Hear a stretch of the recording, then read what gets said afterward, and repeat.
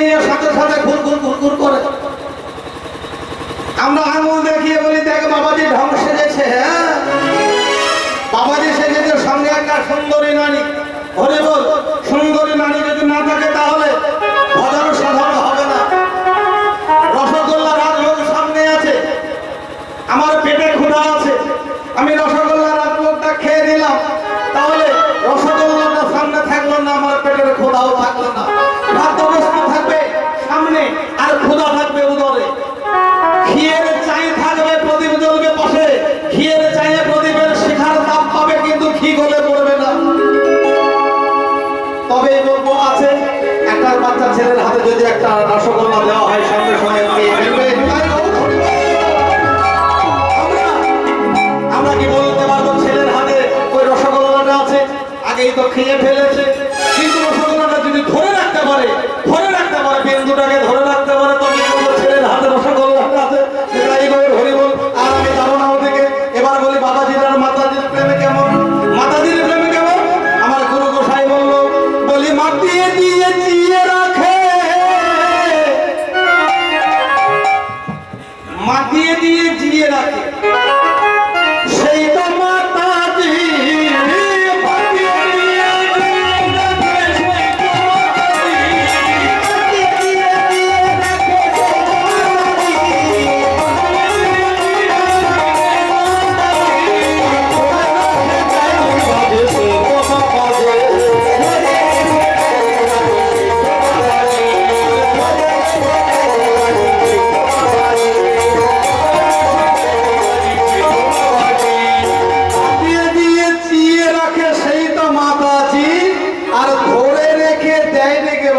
সেই তো বাবা। একেবারে পূর্ণ শিক্ষার ঘরের কথা, শিক্ষার ঘরে যারা লাগিয়েছেন কিছু বুঝতে পারবেন না, তবে আজ হবে যে মাতাজি আমার। আমি 10 মিনিট সময় নেবো, 9টা 10-এ নামতে বলবেন, ঠিক আছে? 10 মিনিট, ঠিক আছে? যে মাতাজি আমার বাবাজিকে সম্পূর্ণভাবে মাতিয়ে দেবে, কিন্তু প্রাণে মারবে না, সে হলো মাতাজি। আর যে বাবাজি আমার মাতাজির মাতানে খেয়ে নিজে ধরে রেখে দিগবাজি খেতে পারবি, সে হলো বাঘের বেটা, বাপকা বেটা, বাঘের বাচ্চা বাঘ, বাঘের বাচ্চা বাঘ হলো সেই যে মাতাজির মাতানে খেয়েও মেয়েদেও ধরে রেখে দিগবাজি খেয়ে দাঁড়াতে পারে, হলো বাবাজি। বলে মাতাজি আর বাবাজি, মাতাজি আর বাবাজি, মাতাজি আর বাবাজি, মাতাজি আর বাবাজি।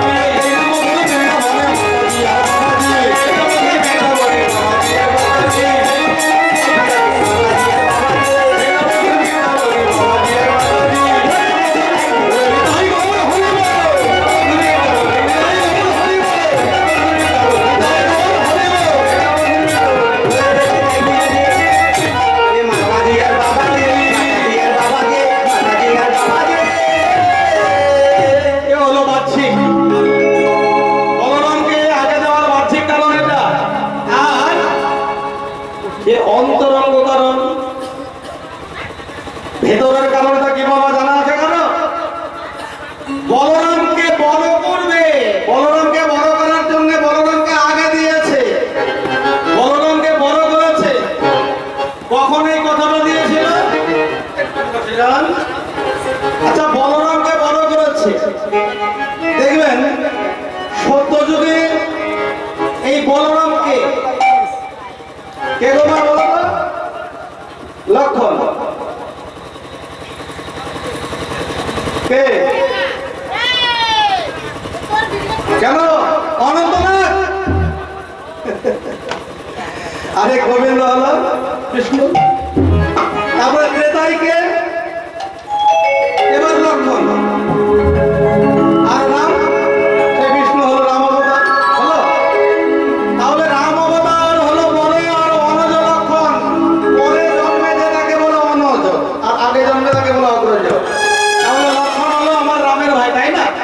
এবার দেখুন ত্রেতা যুগে কি হয়েছিল। যখন 14 বছর বনবাসে গিয়েছিল রামচন্দ্র, অনজ লক্ষণ এবং তার সতী সাধ্বী দেবী সীতাকে নিয়ে, সীতা দেবীকে নিয়ে বনে যখন 14 বছর বাস করেছিল, সেই দিনের ঘটনা। সেদিন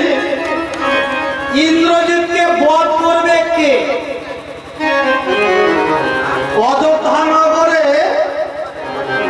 সারা পড়ে গেল ইন্দ্রজিৎকে বধ করবে কে? ইন্দ্রজিৎকে বধ করার মতো আর কাউকে পাচ্ছে না। কেন না, ইন্দ্রজিৎ একটা বর পেয়েছিল ঋষির কাছে যে 14 বছর 14 বছর উপবাসে যে থাকবে, 14 বছর উপবাসে যে থাকবে সেই একমাত্র ইন্দ্রজিৎকে বধ করতে পারবে, আর আনজনে পারবে না। এবার অযোধ্যা নগরে যখন রব উঠে গেল ইন্দ্রজিৎকে বধ করার মতো কে আছে, সবাই কিন্তু পিছনে ফিরে যায়। সবাই তো 14 বছর ধরে কোনোদিন উপোস থাকেনি, অনাহার থাকেনি কেউ। এবার লক্ষণ এসে বলছে, দাদা গো আমি পারবো ইন্দ্রজিৎকে বধ করতে। আরে কি ভালো করে শুনেছিস তো নিয়মটা কি? বলে হ্যাঁ দাদা শুনেছি, আমি পারবো বললাম তো। তুই 14 বছর অনাহারে ছিলিস কোনোদিন নাকি বাপের জন্মে? বলে হ্যাঁ ছিলাম। কবে ছিলিস?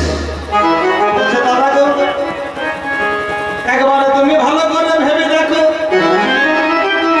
14 বছরে যখন আমরা বনবাসে ছিলাম, 14 বছর বনে থাকার সময় প্রতিদিনই আমরা বনবাসে ফল সংগ্রহ করতাম। ফল সংগ্রহ করার পরে তুমি যখন আমার হাতে তুলে দিতে ধরলক্ষণা বলে, তুমি ধরলক্ষণা বলে দিদি আমার হাতে তুলে ওই ফলগুলো, তুমি তো সেই দিনে বলনি ভাই লক্ষণ তুই ধর আর বদনে দে। দাদা কই আমি তোমার বাক্য ছাড়া তোমার আদেশ ছাড়া আমি এক পা বাড়াই না, চোখের পাতাও ফেলি না। তাহলে সেই দিনে তুমি বলেছিলে শুধুমাত্র একটা ফল দিয়ে তুমি বলতে ধর লক্ষণ আমি ধরতাম, তুমি তো বদনে দিতে বলতে না ভাই। দেখবেন কথাই আছে না, দেখবেন কোন লোক যদি কোন কাজের দায় দায়িত্ব নিয়ে সেটা সমাপন করতে না পারে, হ্যাঁ তো বলেন ধরলক্ষণ কাজটা গ্রহণ করে নিল, করবে বলে কাজটা করতে পারলো না, যেন ধরলক্ষণ ওই তখন থেকে এই কথাটা প্রচলিত হয়ে আসছে। হনুমান পাশ থেকে হুট হুট করে লাফাতে লাফাতে বলছে 14 বছর অনাহারে ছিলে, তাই কি হয়? আমি দেখব। রামচন্দ্র বলছে ভাই রে আমার, তুই আমার ভাই ভাইয়ের সত্য কথা বলছিস, তুই অযোধ্যা নাগরিককে জানিয়ে দে তুই আমার ভাইকে সত্য কথা বলিস সদা সর্বদা। তখন আমার করজোড়ে লক্ষণে বললো দাদা গো এর সত্য প্রকাশ করতে গেলে যেতে হবে সেই পর্বতে, চিত্রকূট পর্বতে যদি যাও তাহলে আমি দেখিয়ে দিতে পারবো। আজ পর্যন্ত সেই 14 বছরের ফলগুলো এক স্থানে জমা করে আছে। সবাই মিলে সেই চিত্রকূট পর্বতে গেল,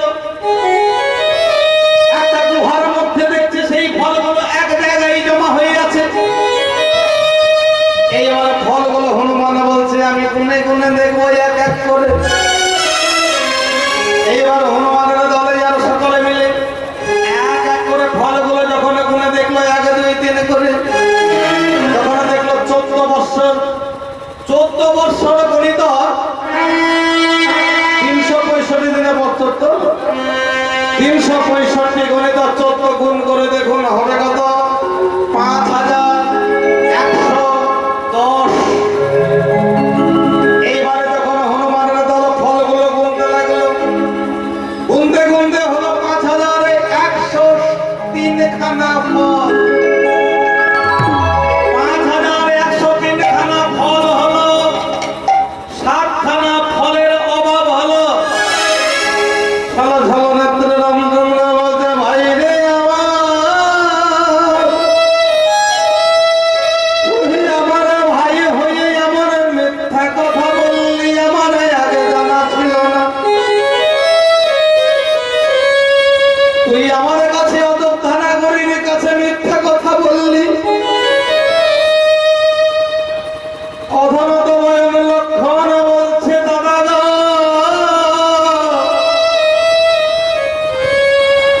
আমি যে তোমার ভাই, আমি যে মনে কেন 7 জন্ম ধরে আমি মিথ্যা কথা বলবো না। রামচন্দ্র বলছে তাহলে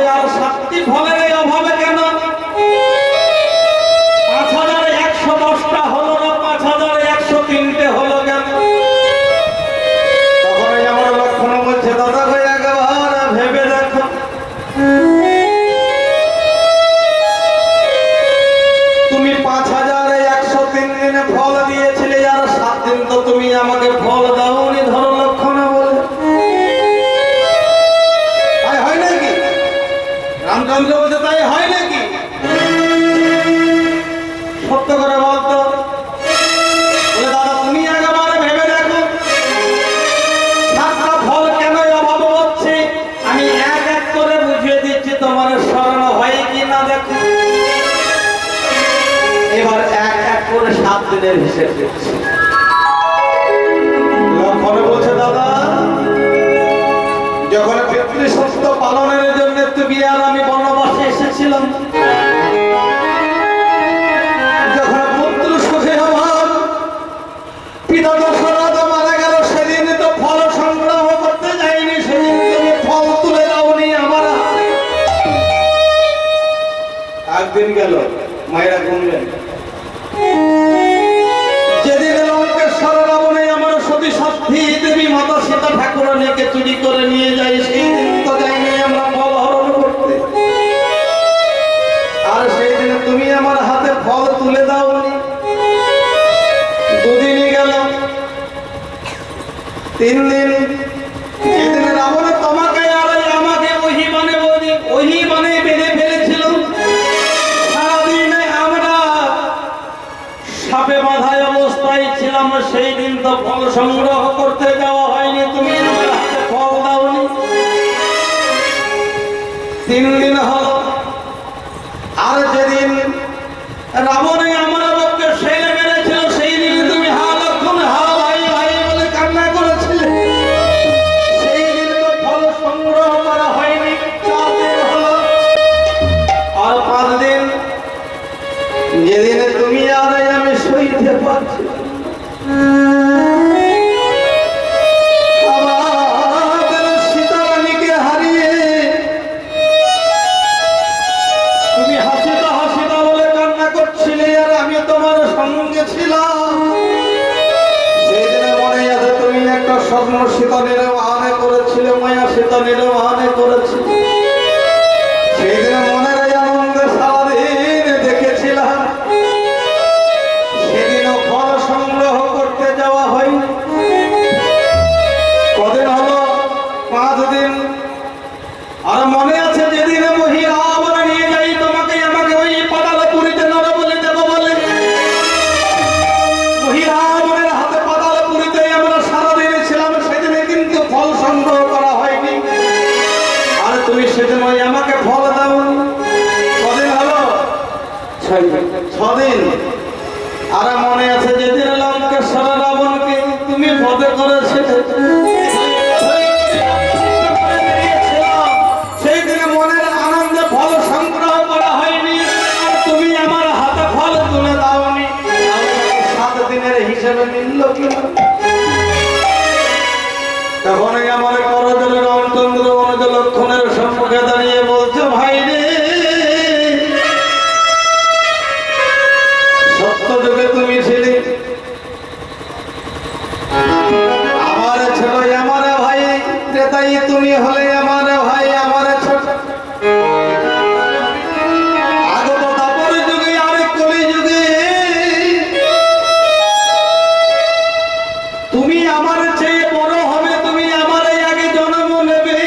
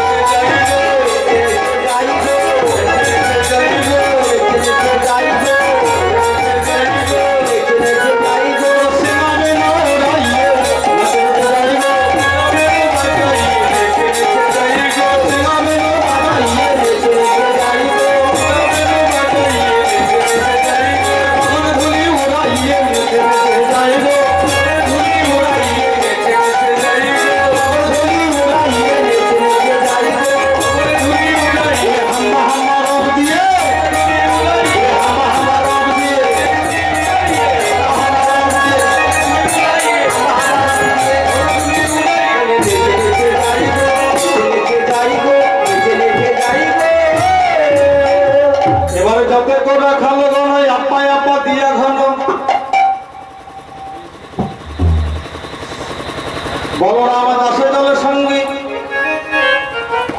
ঘনবাদে সিংহাবেনু গগলে গখুর বেনু পথ চলে করি কত রঙে। ঘনবাদে সিংহাবেনু বারবার মতো মনে পাচ্ছে গগনে গখুর বেনু, অর্থাৎ বিকেল বেলায় গরুর দলে ফিরে আসছে, গরুর পায়ে যে ধুলো উঠছে আর ধুলো রাঙা হয়ে উঠছে আর সূর্যের কিরণ লেগেছে।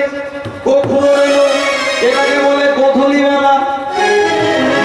দেখবেন আগের দিনে গোধূলি বেলার কথাটা প্রচলন ছিল, মানে পশ্চিম গগনে যখন সূর্য ঢলে পড়তো গরুগুলো ছুটে আসতো, গরুর পায়ের ধুলা উঠতো আর ধুলার গায়ে যখন রশ্মিটা লাগতো সূর্যের তখন লাল দেখাতো। আর গোধূলি বেলায় কিনা বলে পুরানো মায়েরা জানবেন সেই বেলাটাকে কি বলে?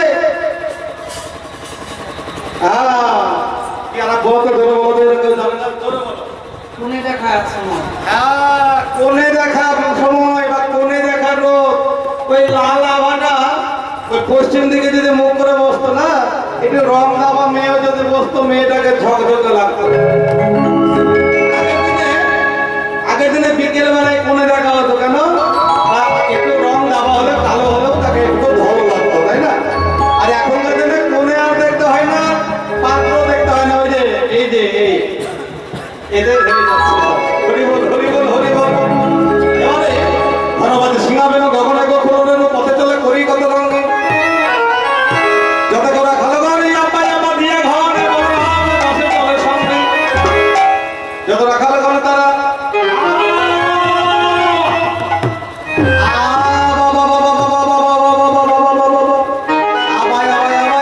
এই ধ্বনিটার মধ্যে আবা আবা বারে বারে পুনো পুনো এই কথাটা লুকিয়ে আছে। অর্থাৎ আমার সখাগণ বলতে চাইছে, আরে সখা হে কানাইয়া, তোর সঙ্গ যা লাভ যেমন আজ করলাম, প্রতিদিন যেন তোর সঙ্গ লাভ করতে পারি, এই জন্মে নয় জন্ম জন্মান্তরে যেন তোর সঙ্গ লাভ করতে পারি।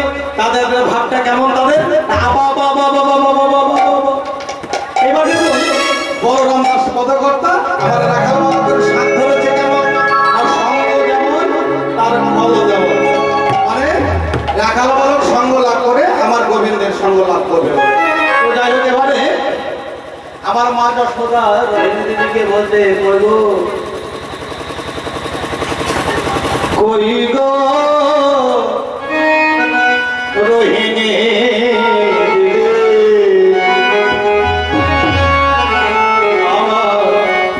আমার গোপাল কয়ে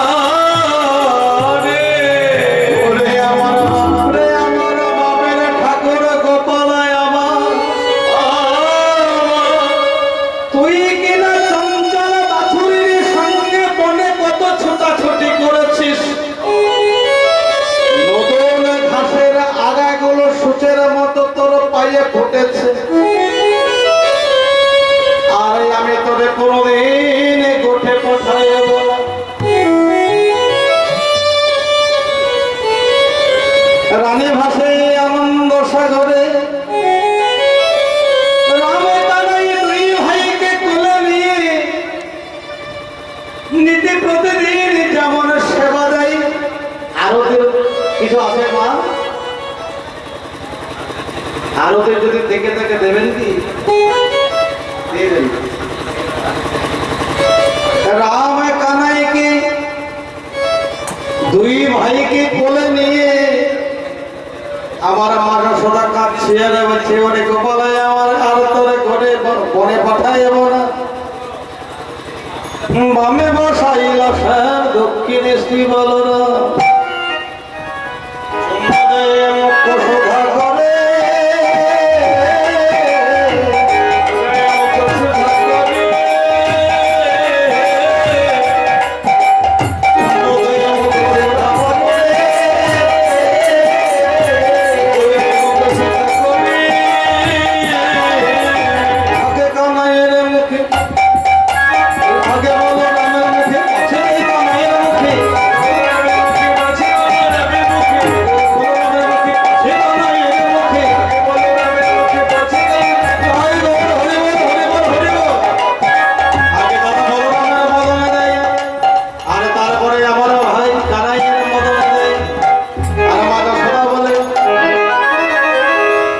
যুগল হয়ে সিংহাসনে বস। প্রতিদিন যেমন তোদের মঙ্গল আরতি করি, আজকেও আরতি করব। এবার কানাই বলাইকে দুই ভাইকে মা যশোদা যুগল করে সিংহাসনে বসিয়ে দিল। মাথায় কাপড় দিল মায়েরা।